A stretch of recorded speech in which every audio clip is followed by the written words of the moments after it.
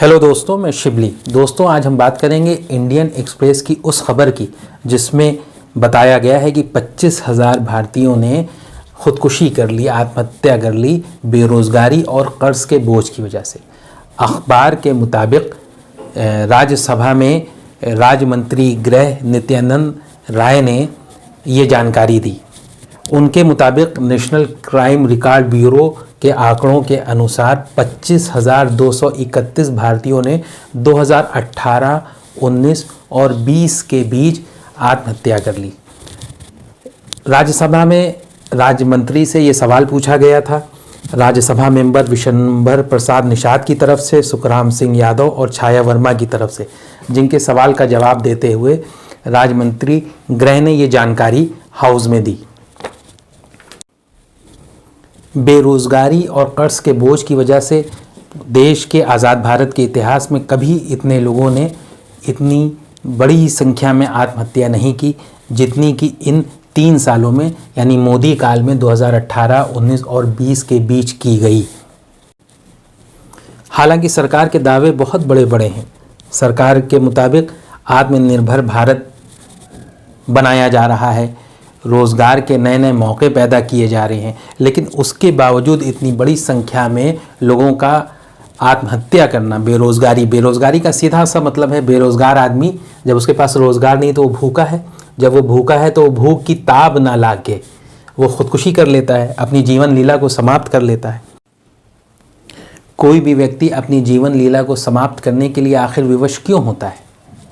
सरकार की नीतियाँ उसका एक कारण है, सरकार की योजनाएं उसका कारण है। वो लोग जो बेरोज़गारी, भूख और कर्ज के बोझ की वजह से आत्महत्या कर रहे हैं, उसके पीछे तो यही कारण है।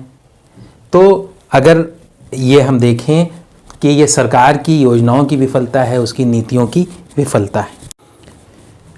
मोदी सरकार सुव्यवस्था की बात करती है, गुड गवर्नेंस की बात करती है, आम आदमी की बात करती है। अपने आप को प्रधानमंत्री मोदी जी नहीं कहते हैं बल्कि चौकीदार कहते हैं, सेवक कहते हैं।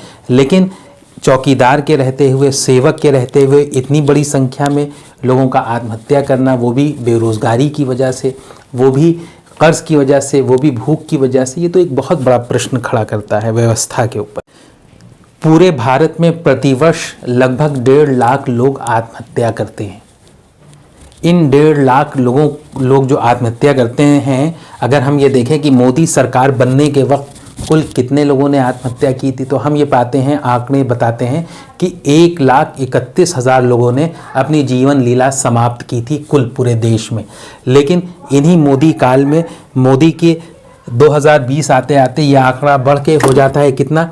ये आंकड़ा हो जाता है 1,53,000। तो अगर इस तरह से देखें तो मोदी काल के अंदर आत्महत्या का आंकड़ा 25% जंप करके पहुंचता है 1,53,000 पे। इसका कुछ तो कारण होगा। इसका दोष किसके सर मढ़ा जाए? हैं? सरकारी व्यवस्था के सर मढ़ा जाए, किसके सर मढ़ा जाए? व्यवस्था तो यही कहेगी कि हमारा उसमें कुछ नहीं है। लेकिन ये आंकड़े क्यों बढ़ रहे हैं? ये आत्महत्या करने की दर आखिर क्यों बढ़ रही है? मोदी सरकार बनने से पहले से लेके अब तक 25% आत्महत्या की दर क्यों बढ़ गई है?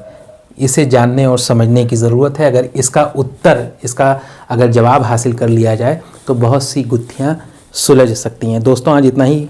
फिर मिलेंगे एक नए टॉपिक के साथ। बहुत बहुत शुक्रिया।